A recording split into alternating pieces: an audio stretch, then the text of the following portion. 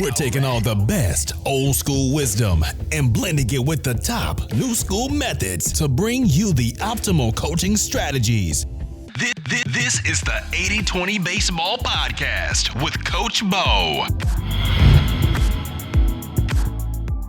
Welcome to the 80-20 Baseball Podcast. Welcome, everyone. Great to have you all here. In this week's episode 275, we're going to talk bunting, connecting with players, and a recent incident where a coach didn't allow his team to shake the hands of the opponent after their game. We'll break that down and see what we can learn from it so we can go from new coaches to good coaches, and for the rest of us, from good coaches to great coaches as efficiently and as fast as possible. Now, the biggest key when it comes to going from a new coach to a good coach or from a good coach to a great coach is to take the most direct path. And I think by listening to podcasts, studying, learning, that's a great start. The next part of that is, are we first mastering the big needle movers, the foundational pieces, the key pieces, those first principles? Now, what are first principles? As I like to think of them, are things that we know to be true, those things that we know with a lot of certainty, or those things that have a very high likelihood of being true. For example, having good balance is a foundational piece, a first principle of being a good athlete, running fast, squaring up pitches as a hitter, throwing strikes as a pitcher, swinging at the right pitches as a hitter, catching the ball consistently on defense, making accurate throws on defense. And there's definitely a few more. So we have the absolute results that we want. And then what are the training modalities that we know to be true? What are the training modalities that we know to work? And what are we most absolute about? Well, a couple examples. Competition can elevate the speed of practice. It can bring out the best in players. It can also bring out some things that aren't that great, but it definitely will elevate the speed and pace and tempo and urgency in practice. We know that a tougher, more challenging practice environment will mean that the games are easier.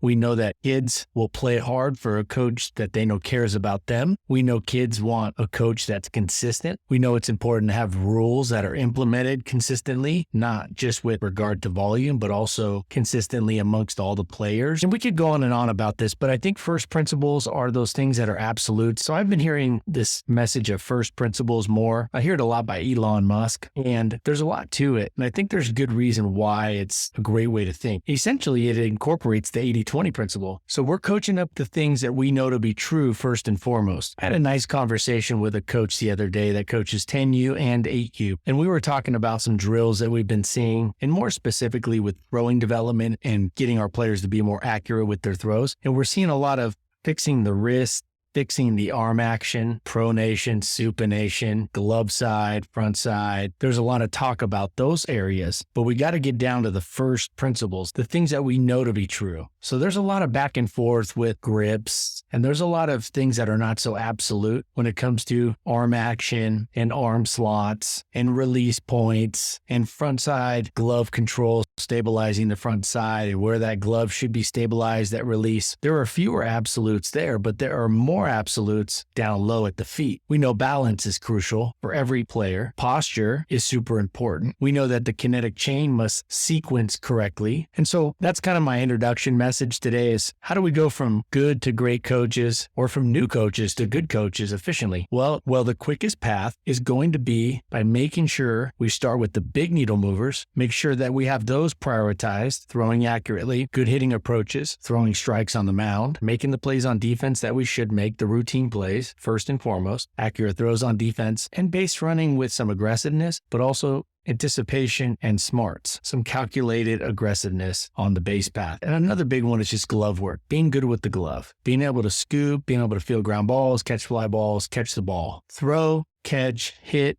and you could put pitching in with throwing, running the bases with anticipated, calculated aggressiveness. So keep that in mind as a paradigm mindset as you go out there. And I've been hearing that first principles message a lot, and I think it really applies well to baseball. There's actually a coach out on the East Coast. He was a roommate of mine, believe it or not, in pro ball, Coach Longworth, who uses the term first principles a lot. Definitely a small world, but he's the only baseball coach that I hear talking about first principles. You hear it a lot with guys like Elon Musk and engineers and things like that. But I think as coaches, we are engineering a better training environment, a better practice environment, a better better team culture. We are engineers. So one of the big things that goes with that is it level appropriate? And are we wasting time coaching things that we shouldn't be coaching yet? You know that phrase, and I think this is really important that we understand this. Every time we go out and coach, or at least decide what we're going to coach, our practice plans, our practice planning, it's better to coach up the right things, those first principles, those big needle movers. Better to go out there and practice those and coach those up imperfectly or not to our best than it is to go out there training up the wrong thing, coaching the wrong things. Now, of course, wrong and right falls on a spectrum, on a continuum. Like if you spend a bunch of time going out there and working on your pickle defense, working on pickles, and you spend half of your practice working on rundown defense or bunt defense or first and third defense, even if you're doing that 100% right, you're still very wrong in that you're spending way too much time on that as determined by what happens in an actual baseball game. Do those things happen? Yes. Can they have an impact on the game? Certainly. But remember, it's not yes or no. It's not binary. It's how much of an impact do the items have on the game?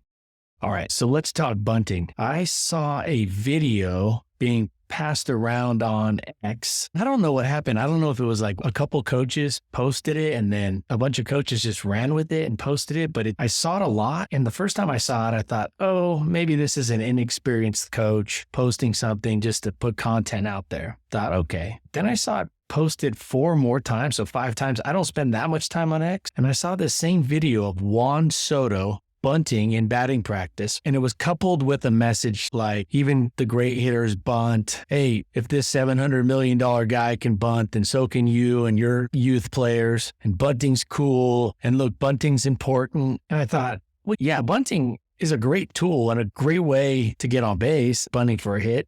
And for those situations, like in the last inning when you're playing for 1 run, definitely to avoid a double play with maybe a hitter at the plate that's not hitting very well, and the runner on base or runners on base are significant to the final score, it's late in the game. Yeah, then maybe the sac bunt. I like a first and third, 1 out sacrifice bunt for multiple reasons we've talked about on this podcast. But the video got me thinking, Juan Soto's not a bunter. Why are they pushing a message with an example of somebody who's not bunting? And I dug it up, and Juan Soto has 2 sacrifice bunts in 4,000 plate appearances. Over 4,000 plate appearances, he has 2 sacrifice bunts. And you might be thinking, well, Coach Bo, what about bunting for a base hit? He bunts for a base hit once every 67 games. And so my message is for all of you, when you're reading or watching or seeing things or hearing things, I think it's important to step back and ask, is this true? Like, oh, Juan Soto, he's bunting, or these coaches are showing videos of Juan Soto bunting in batting practice on a backfield at spring training, and thus now I need to go out and bunt with my kids more. Maybe, maybe not. And in this case, I think not.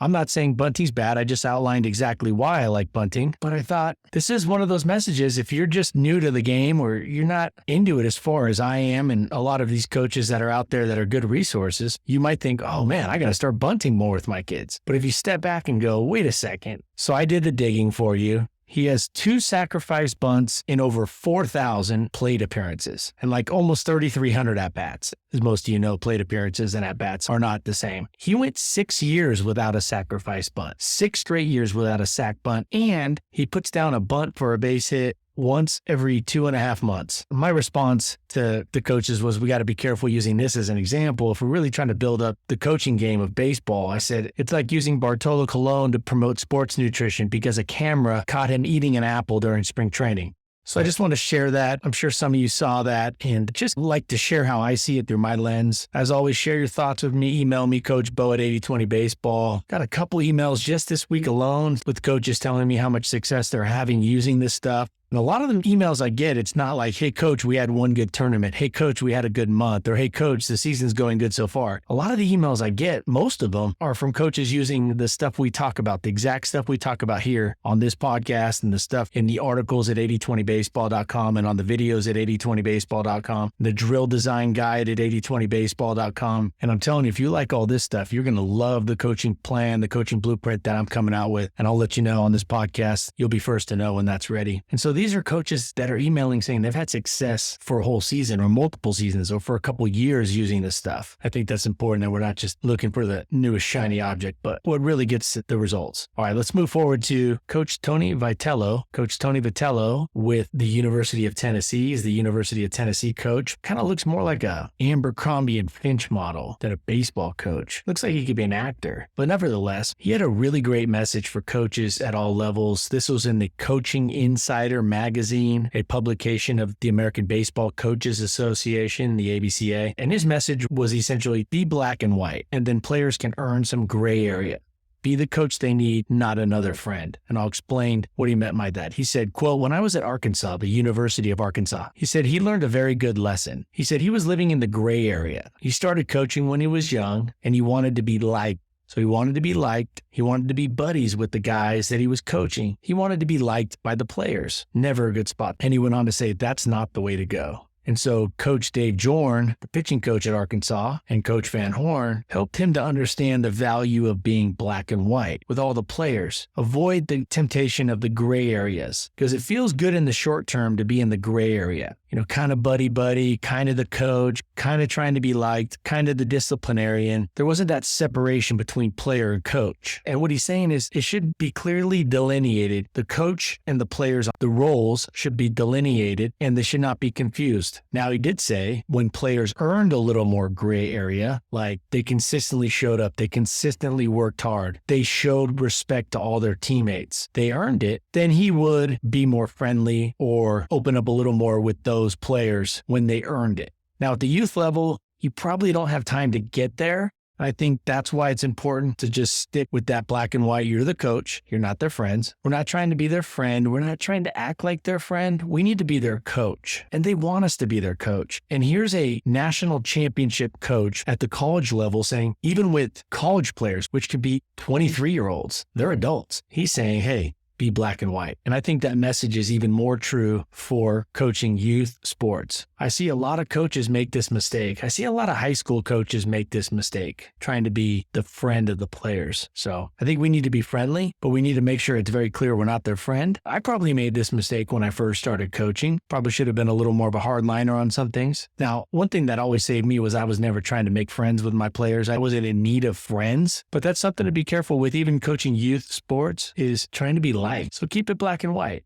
We're not trying to be liked. If you're trying to be liked, you fall into that gray area, as Coach Vitello mentioned in a video that I watched this last week. It's like our rules. I really think rules should be black and white. You start getting into that gray area and it gets murky, and you don't want to be in an area where things are murky. Now, to hedge our black and white approach, you can have tiered consequences with standards, expectations, rules. You can have clearly outlined black and white tiered consequences. You got a warning, and then this is tier 1, tier 2, tier 3, tier 4 consequence, but it's black and white, but it's also not, hey, you're off the team after the first infraction or the first mess up, or I'm benching you for 2 games on the first offense. Or players can earn a little bit more from coaches down the road in terms of being more friendly. I've had coaches that are way too black and white. They could have opened up and been a little more friendly. They could have asked me about my diabetes. They could have asked me about that fishing trip I went on. They could have asked me about the hunting trip I went on. They could have asked me about my summers that I spent in Montana. They knew I'd be out of town. I had to tell them. They could have asked me how it went. What do I do there? How is Montana? Did you see Evel Knievel? For those of you that don't know the story, I spent a lot of my summertime in Butte, Montana, and he's from there. In fact, I was just talking to my mom the other day. She was watching a documentary on Evel Knievel, and Evel Knievel is the godson of my mom's uncle, so like my great uncle. My mom's uncle is Evel Knievel's godfather, believe it or not. And my mom was watching a documentary recently about Evel Knievel getting baptized when he was older as an adult. And my mom's like, hey, you can't do that. You can't get baptized twice. My mom was one of the few people alive that probably knew that he had already gone through that. But nevertheless, I played for coaches I think could have asked more questions about me as a person. So there is that gray area from time to time, but err on the side of black and white with regard to how coach and player relationships go. Err on the side of black and white, like the great coach at the University of Tennessee is saying, and then work from there. It's really hard to go the other way around.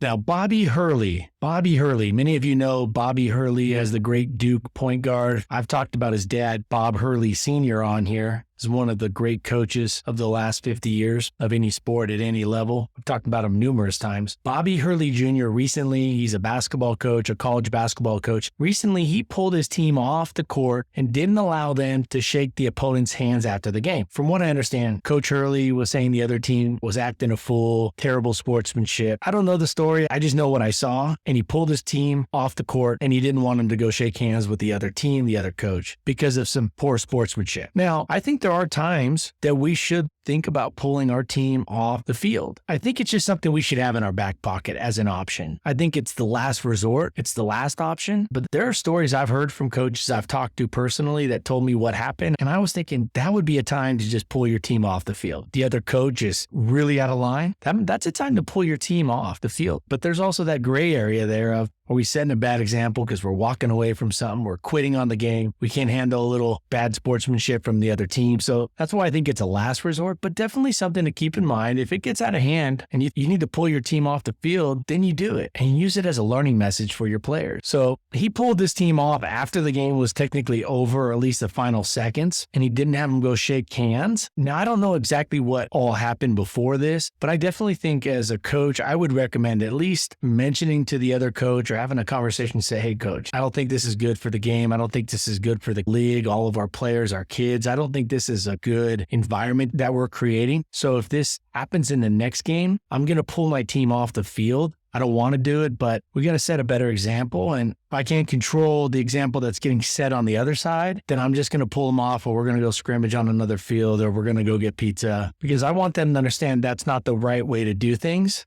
And if we just keep allowing it, then we're promoting it. Then we're saying it's okay. So I would give the other coach a heads up. Hey, if your players are going to do that in the next game, if they do that later in the year when we play you, we're going to pack it up. Now, I do think it has to be egregious. I don't think we should send a message to our players just to quit because the other team says a few things we don't like. You could surely talk to the coach about it on the side, but I don't think we just pack up our bags and pack up our helmets and gloves and go because a little unhealthy banter comes our way. I don't think that's a good message to run from everything. If anything, it gives our players time and a chance to thicken their skin and get ready for life. But there is that happy medium because they are kids. They might be 9 years old. They might be 10. They might not have the skills to work through that and to handle it. And it may just dissuade them from playing the game. They may just say, I don't want to play. I didn't have a good experience. So think about that and just think there is that option. And you have that option of pulling your team off or not shaking hands after the game if you don't think that it's the right thing to do. But I would err on the side of moving forward with the game, moving forward with the handshake, and then just talking to the coach after and see if you can come to some resolution. And if not, you can say, hey, this is what's going to happen next time.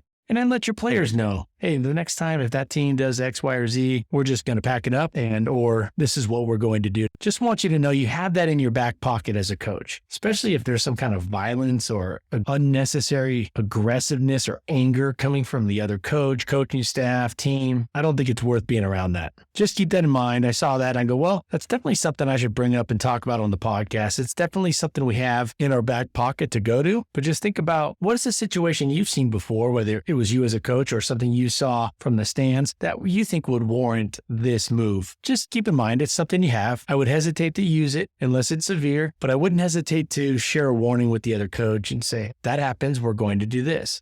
All right, so we talked about Juan Soto and bunting. We talked about a message from the national championship coach at Tennessee and an incident with Coach Bobby Hurley Jr. He pulled his team off the court at the end of the game. And next week, we're going to talk about what the shortest path is to getting our hitters to be the best hitters possible. And more specifically, we're going to talk about what percentage of pitches do great hitters swing at with regard to hitters' pitches. We've talked about swinging at hitters' pitches, swinging at the right pitches. What percentage of those pitches do the great hitters swing at? We're going to break that down. We're going to look at some data on that, some evidence, so we can use it to hopefully give us some guidelines to better coach our hitters. So I look forward to being here next week with all of you. 80/20 Baseball Podcast. If you wouldn't mind leaving a review for the podcast, giving it a rating, a review, that really helps push it out there and gets this positive message, helping more kids, helping to make the baseball community a better place. So if you wouldn't mind leaving a quick review, a quick rating, doesn't take more than a few minutes,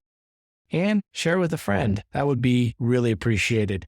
Thank you all for being coaches And until next week, let's keep taking care of our health so we can be at our best for our family, our close friends, and our players. Let's take this information out to the field, put it into play. Y'all take care. Until next week, adios. This has been the 80/20 Baseball Masterclass. Take it to the field.